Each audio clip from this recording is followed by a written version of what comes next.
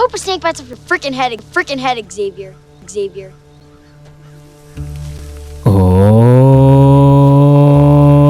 Oh yeah. Here we go. Come here! Yeah! Snake just bit me! Leo nakuletea dubwana hili hapa ambalo linaitwa Snake Bite. Watoto wametoroka na kwenda kucheza kwenye msitu na nyoka hatari. Dylan, Savia, Zaki na Tyler. Hapa ni moja kati ya wanafunzi ambao wamechaguliwa kuja kufanya project ya kisayansi katika msitu hapa. Hawakuwa peke yao, walikuwa chini ya uangalizi wa walimu wao. Mdau hapo unavyoona wametoroka kutoka kule kambini ambapo walikuwa wamefikia na kuja katika msitu hapa kisirisiri. Walimu hapo kambini hawajui kama wanafunzi wametoroka. Msitu hapa una majoka ya kila aina kama vile chatu, kobra, black mamba, koboko na mengine mengi. Sasa watoto wakajichanganya bwana.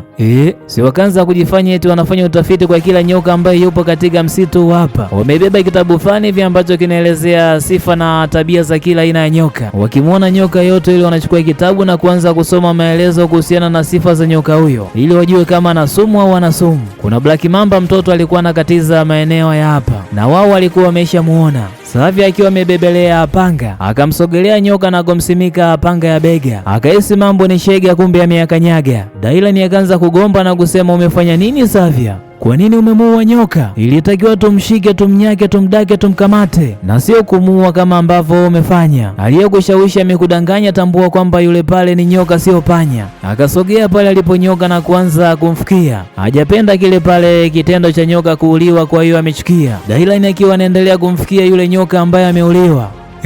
Kuna nyoka mwingine hapa anaonekana akimfuata. Ile Dylan anataka tu kuondoka. Anashangaa kumuona nyoka mbele yake. Nyoka kainua kichwa na kumgonga mguuni. Wenzake kusikia kelele wakaenda kumwangalia wajue kwamba ni kitu gani ambacho kimemsibu. Nyoka tayari ameshafanya yake, kwa hiyo mdogo mdogo anasepa. Zaki akiwa ameshika kile kitabu ambacho kinaelezea sifa za nyoka mbalimbali. Akauliza kwani huyo nyoka alikuwa na rangi gani? Tyler anasema alikuwa na rangi nyekundu na nyeusi. Ni kwa sababu wakati ule nyoka na mgonga Dylan naye alishuhudia. Akauliza tena vipi kuhusiana na rangi ya mkia? Tyler na Dylan wanasema kwamba alikuwa na mkia wa rangi nyekundu, japo wana uhakika sana ni kwa sababu hawakumuona vizuri mkia. Ameuliza hivyo ili kujua kama nyoka huyu ana sumu ama la. Tyler akachukua kitabu kwa Zaki na kuanza kusoma ile pale maelezo ya sifa za nyoka huyo. Maelezo yanasema kwamba nyoka huyu ana sumu balaa. Akikugonga basi utakuwa na uwezo wa kuishi kwa dakika 7 mpaka 10. Zaidi ya hapo palapanda inalia. Fasta bila kuchelewa wakaanza kumpatia huduma ya kwanza.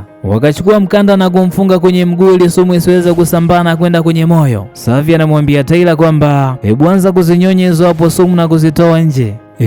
Tyler akashtuka akasema, hapana, siwezi nikafanya hivyo. Yaani zinyonye kwa mdomo? Nikifa je? Labda kama nimechoka kunywa ulanzi wa baridi na maandazi, hapo sawa, naweza nikakubali, lakini kama bado na ukubali ulanzi, hapana wewe. Ila baadaye ikabidi tu akubali.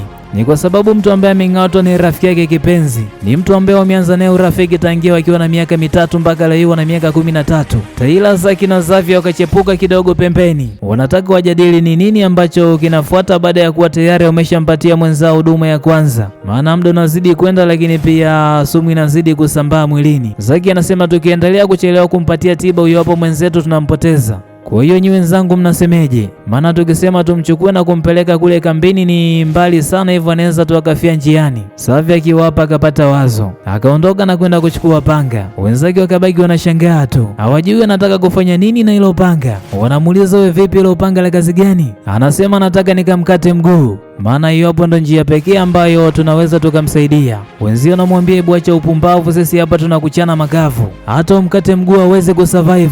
Usipende kutumia nguvu, swala hili hapa linahitaji utulivu. Unatumia minguvu kama makilikili, ama wewe unaga akili? Savia akauliza, kwa hiyo nyinyi hapa mpo tayari tumwache afe, sio? Tufanye jambo jamani, la sivyo tunampoteza huyu mwenzetu. Kishingo upande hivyo hivyo wenzake ikabidi tu akubali. Wakamshawishi pia Dylan akatwe mguu, akakubali. Akasema sawa, mnikate tu, sasa nitafanyeje? Savia akashika panga, Zaki na Tyler wakamshika Dylan kwa ajili ya kukatwa mguu. Ile Savia anataka tu kukata, akairisha. Ni kwa sababu alishikwa na huruma. Anasema hapana, mimi siwezi. Tyler anasema hebu acha uchizi uendezi. Ndio shida ya vitoto vya 2000, havina hata ujasiri. Leta hilo panga uone ninavyocharanga. Mtoto wa kiume unakuwa kama wa kike, tutakuvisha shanga. Kwanza una sauti laini kaa kwini.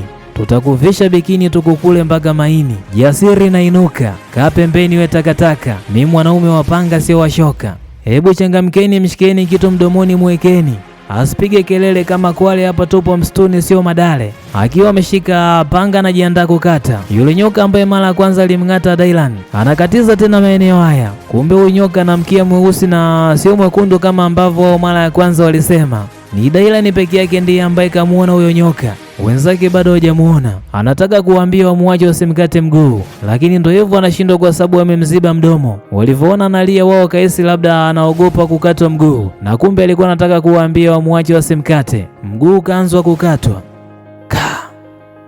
mwege jana, watu wanakatwa mguu kimakosa. Kumbe nyoka aliyemng'ata na mkia mweusi na sio mwekundu, au ni mkia mweusi haunaga sumu kabisa, na ndio maana alikuwa anakokoroka kuambia wamuache wasimkate, lakini ndio hivyo tena imeshatokea. Mtoto ameshakuwa chiba. Wanasema kila kitu huaga kinatokea kwa sababu. Inawezekana kama angekuwa na miguu yote basi angekuja kuwa msumbufu ukubwani. Na huu hapa ndio mwisho kabisa wa bwana letu hili hapa.